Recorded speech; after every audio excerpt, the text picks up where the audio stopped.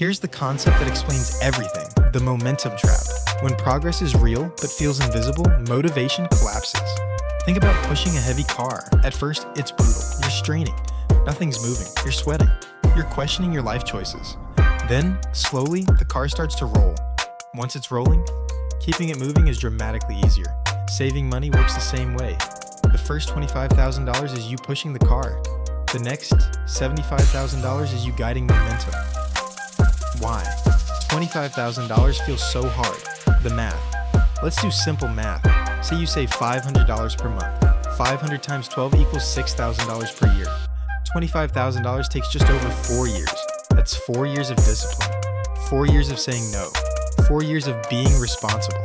Now here's what happens at $100,000. At a modest 7% return, $100,000 earns $7,000 per year, $583 per month. Your money is now contributing more than your monthly savings did at the beginning.